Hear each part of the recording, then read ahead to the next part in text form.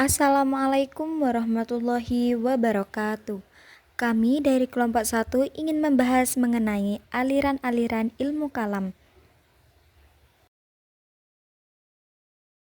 Aliran kalam. Definisi dari aliran kalam adalah bentuk segregasi komunitas dalam tubuh umat Islam yang terbentuk karena adanya perbedaan pandangan dalam beberapa persoalan teologi Islam.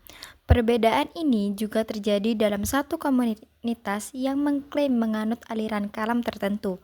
Penyebabnya adalah karena adanya kecenderungan berpandangan ekstrim pada satu sisi dan ada juga yang moderat dalam satu aliran pemikiran kalam yang sama. Subbab yang akan dibahas dalam bab ini ada 9. Yang pertama, aliran Khawarij. Yang kedua, aliran Syiah. Yang ketiga, aliran Murji'ah. Yang keempat, aliran Jabariyah. Yang kelima, aliran Qadariyah. Yang keenam, aliran Mu'tazilah. Yang ketujuh, aliran Asy'ariyah. Yang kedelapan, aliran Maturidiyah.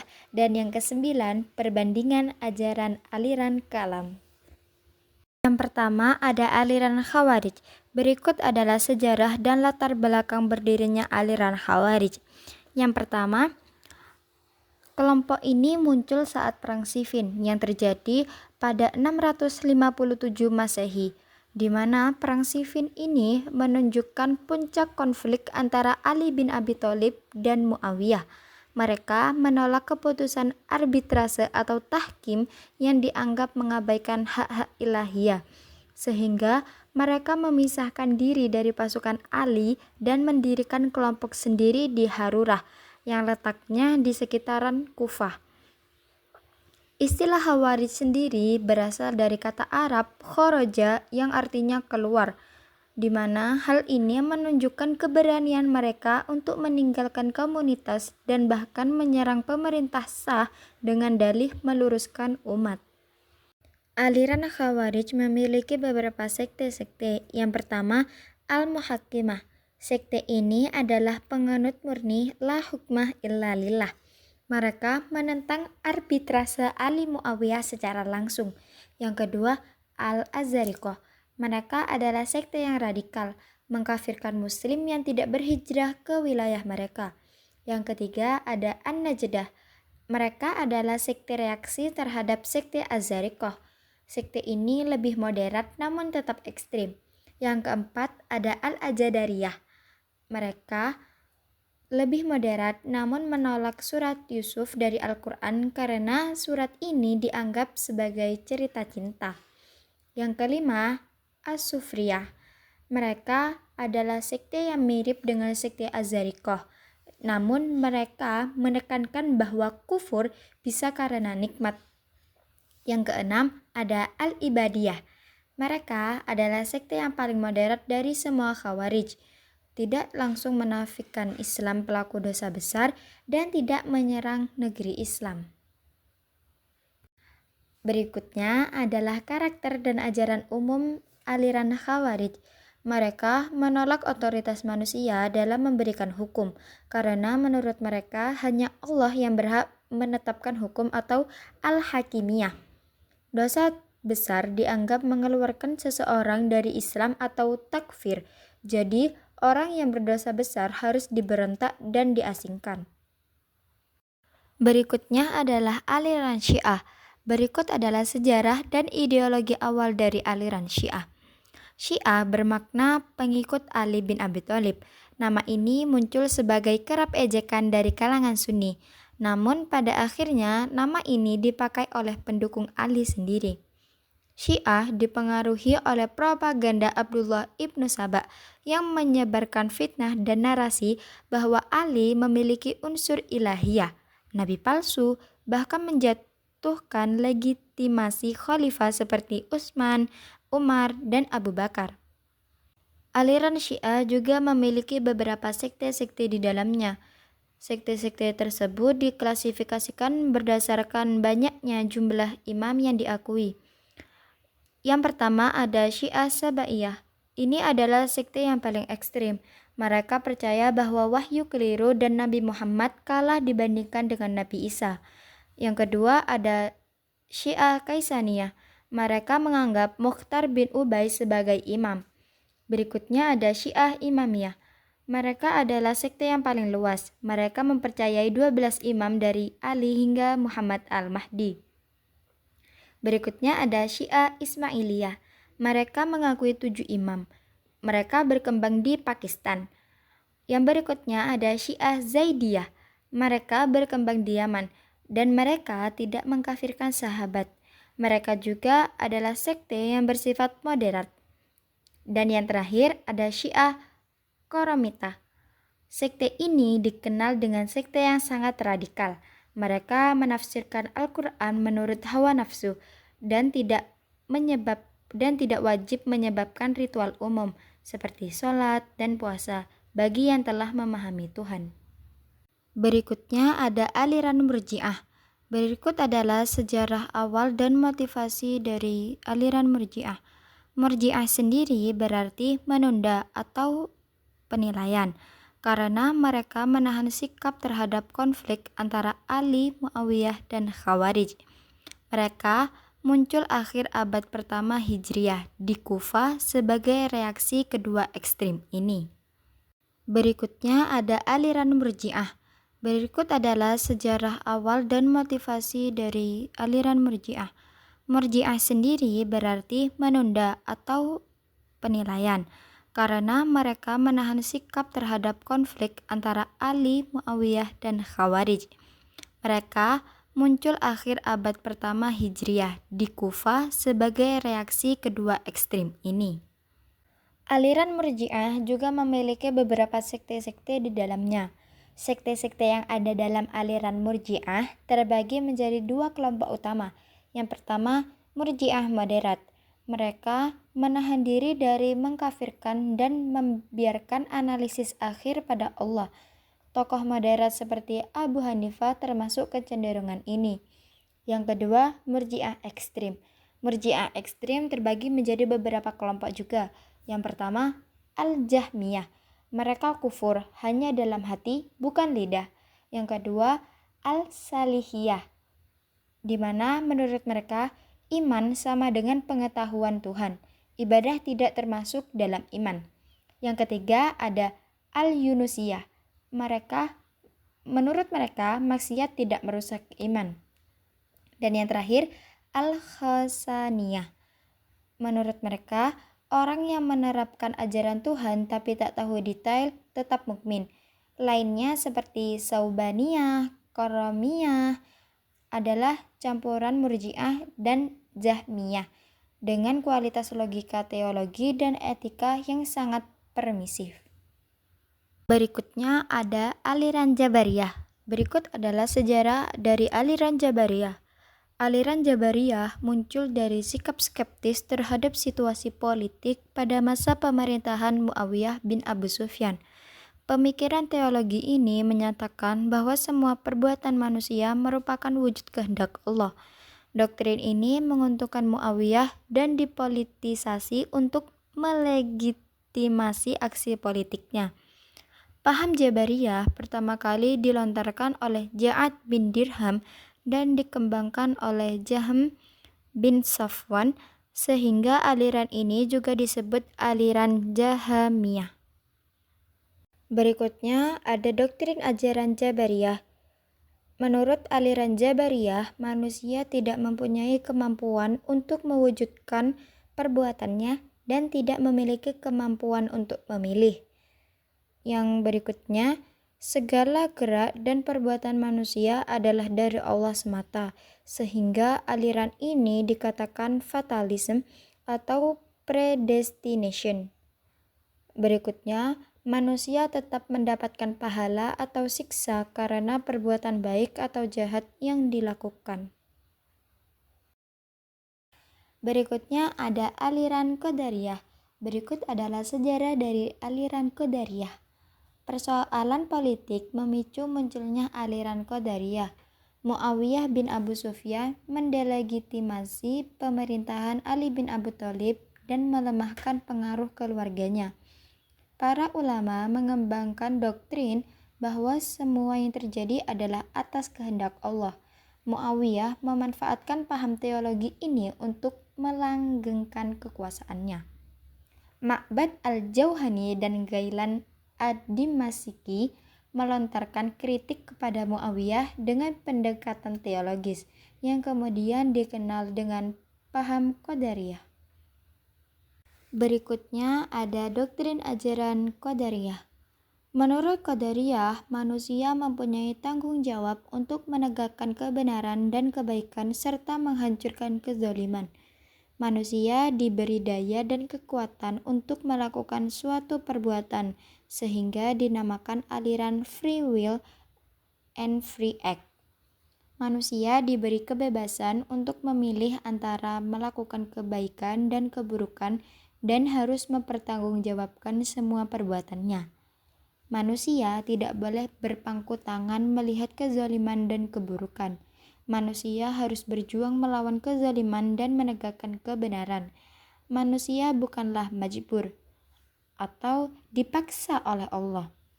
Qadariyah mengajarkan bahwa manusia memiliki kudrah untuk mewujudkan suatu perbuatan. Aliran Mu'tazilah. Sejarah Mu'tazilah sendiri tidak terlepas dari perkembangan pemikiran ilmu kalam sebelumnya. Aliran ini lahir dari tanggapan Wasil bin Atta atas pemikiran Khawarij tentang pelaku dosa besar. Wasil memisahkan diri dari jamaah Hasan al-Basri dan mengembangkan pemikiran yang menjadi aliran Mu'tazilah. Corak pemikiran Mu'tazilah cenderung menggunakan pendekatan berpikir filsafat dan terkenal dengan aliran kalam rasional. Mereka menamakan dirinya Ahlu at-Tauhid dan Ahlu al-Adl. Aliran Mu'tazilah sempat menjadi aliran resmi pada masa pemerintahan Daulah Bani Abbasiyah dan berakhir pada masa Al-Mutawakkil. Ini sendiri terbagi menjadi 5, yaitu tauhid, keadilan Allah Subhanahu wa taala, janji dan ancaman, posisi di antara dua posisi, amal makrut dan nahi mungkar.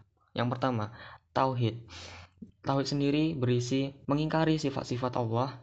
Al-Quran adalah makhluk dan Allah tidak dapat dilihat oleh panca indera manusia.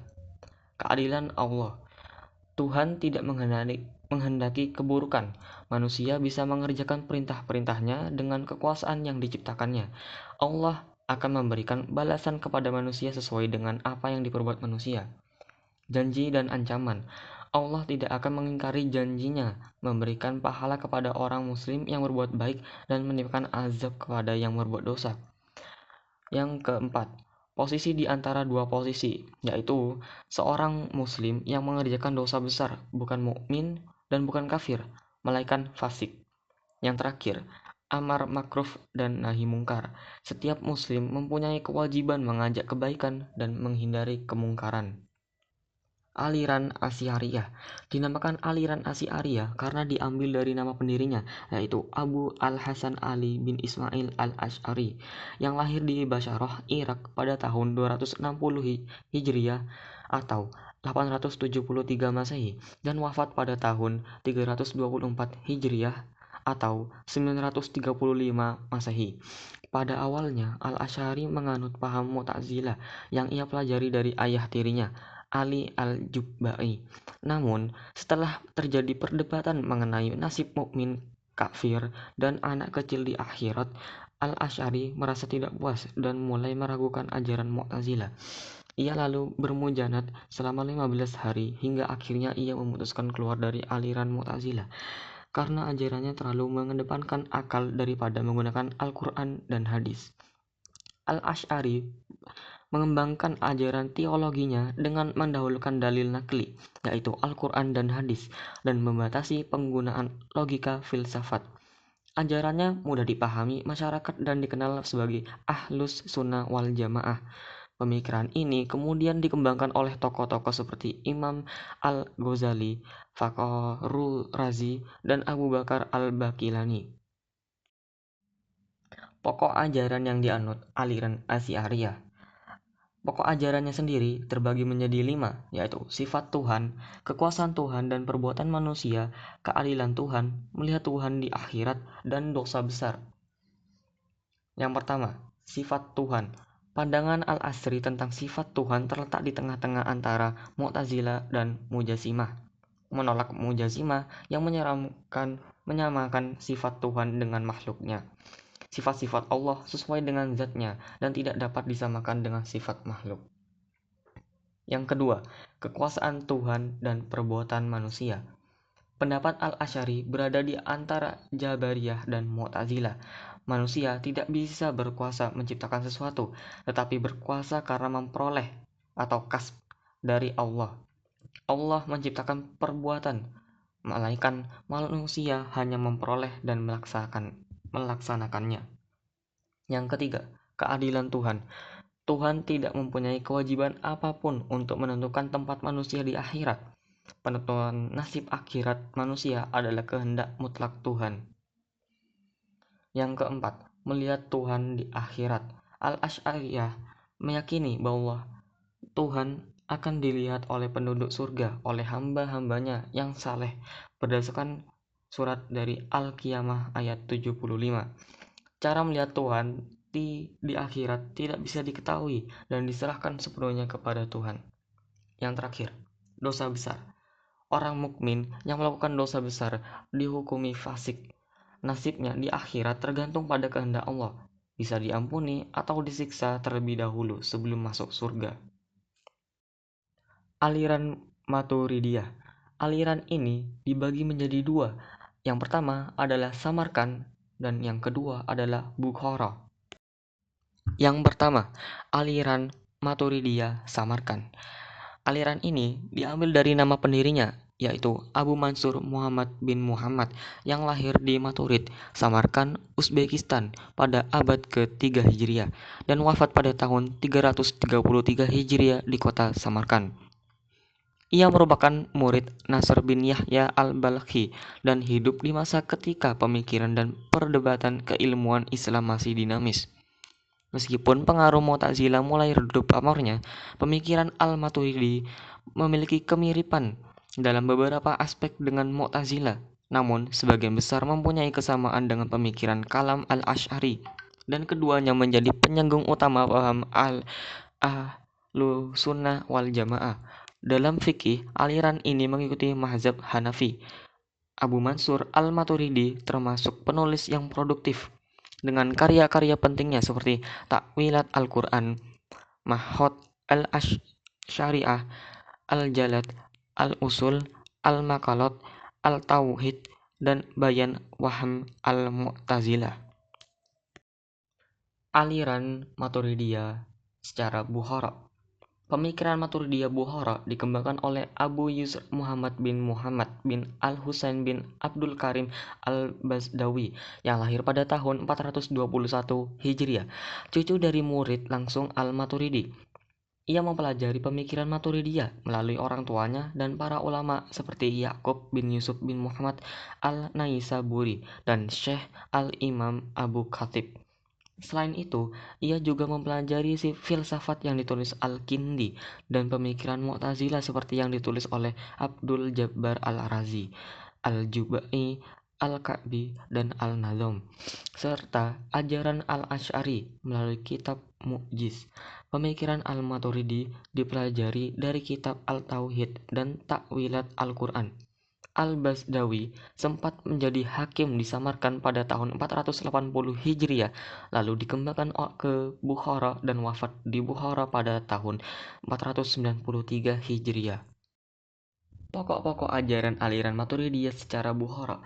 Yang pertama, akal dan wahyu. Akal hanya dapat mengetahui yang baik dan yang buruk saja, tapi tidak menentukan kewajiban. Kewajiban ini menjalankan kebaikan dan meninggalkan keburukannya hanya bisa diketahui melalui wahyu. 2. Sifat-sifat Tuhan. Tuhan memiliki sifat-sifat yang kekal dan melekat pada zatnya. Tuhan tidak memiliki sifat jasmani. Ayat-ayat yang terkesan jasmani harus ditakwil. Yang ketiga, kalam Allah Subhanahu wa taala. Al-Quran bersifat kekal dan tidak diciptakan. Al-Quran dalam bentuk tulisan dan susunan adalah majas, bukan kalamullah hakiki. Keempat, perbuatan manusia. Perbuatan manusia sesungguhnya diciptakan Tuhan, tetapi tidaklah perbuatan Tuhan. Manusia hanya melaksanakan perbuatan yang sudah diciptakan Tuhan dengan kebebasan yang sangat terbatas. 5. Janji dan ancaman. Tuhan pasti menepati janjinya untuk memberikan pahala kepada orang yang berbuat baik. Ancaman hukuman terhadap pelaku kejahatan bisa saja dibatalkan oleh Tuhan sesuai kehendaknya. Jika akal dan wahyu bertentangan, maka akal harus tunduk pada wahyu. Prinsip ini bersama Maturidi dan Asy'ari. Pelaku dosa besar tetap dianggap mukmin karena masih ada iman dalam dirinya. Balasannya di akhirat bergantung pada perbuatan dan kehendak Allah. Perbandingan ajaran aliran ilmu kalam dibagi menjadi 4, yaitu akal dan wahyu, iman dan kufur, perbuatan manusia, dan terakhir kehendak mutlak dan keadilan Tuhan. Perbandingan ajaran aliran menurut akal dan wahyu. Yang pertama, menurut aliran Mu'tazilah. Menurut aliran Mu'tazilah, akal mampu mengetahui Tuhan, membedakan antara yang baik dan buruk, serta menentukan kewajiban seperti bersyukur atas nikmat Tuhan. Bahkan, sebelum turunnya wahyu, artinya, meskipun wahyu belum datang, manusia dengan akalnya sudah dapat menyimpulkan bahwa berterima kasih kepada Tuhan adalah sebuah kewajiban. Wahyu dalam pandangan Mu'tazilah berfungsi sebagai konfirmasi dan informasi, yaitu memperkuat apa yang telah diketahui oleh akal dan menerangkan apa yang belum diketahui oleh akal. Dalam artian, akal dapat mengetahui garis-garis besarnya, sedangkan rincinya diperoleh melalui wahyu. Menurut aliran Asy'ariyah, akal tidak menentukan baik dan buruk, juga tidak mengetahui kewajiban terhadap Tuhan. Semua itu hanya bisa diketahui melalui wahyu, karena wahyulah yang menetapkannya. Menurut aliran Maturidiyah, Abu Mansur menjelaskan bahwa akal dapat mengetahui Tuhan, baik dan buruk serta mengetahui kewajiban terhadap Tuhan. Akan tetapi, yang menetapkannya adalah wahyu. Sedangkan Al-Basdawi berpendapat bahwa semua pengetahuan dapat dicapai oleh akal, sedangkan kewajiban-kewajiban diketahui melalui wahyu. Perbandingan ajaran dalam segi iman dan kufur. Menurut aliran Khawarij, iman tidak cukup hanya diucapkan atau dibenarkan, melainkan harus dibuktikan dengan perbuatan. Pelaku dosa besar dianggap kafir karena perbuatan merupakan penentu iman. Menurut aliran Murji'ah, iman cukup dengan ikrar dan tasdik atau pembenaran, tanpa harus dibuktikan dengan amal. Amal tidak mempengaruhi iman, sehingga pelaku dosa tetap dianggap beriman. Menurut aliran Mu'tazilah, iman adalah ketaatan kepada apa yang diwajibkan dan disunatkan. Tidak cukup hanya dengan ikrar dan tasdik, tetapi juga harus disertai amal. Pelaku dosa besar tidak dianggap kafir, melainkan fasik, yaitu berada di antara mukmin dan kafir. Seseorang baru dianggap kafir jika seluruh unsur iman tidak dimiliki. Menurut aliran Asy'ariyah, menurut aliran Asy'ariyah memandang bahwa iman adalah ikrar dan tasdik dalam hati, sedangkan Islam mencangkup syariat dan amal. Pelaku dosa besar tidak dianggap kafir, dan iman serta Islam harus berjalan bersamaan. Menurut Imam Asy'ari, ketaatan memperkuat iman, sedangkan iman yang lemah memudahkan seseorang berbuat dosa. Perbandingan ajaran dalam segi perbuatan manusia. Menurut aliran Jabariyah, paham ini menyatakan bahwa manusia tidak memiliki kehendak bebas. Semua perbuatannya ditentukan oleh Tuhan. Manusia dianggap terpaksa atau majbur dalam bertindak, seperti benda mati yang hanya bergerak karena digerakkan oleh Allah. Pandangan ini dikenal sebagai fatalisme.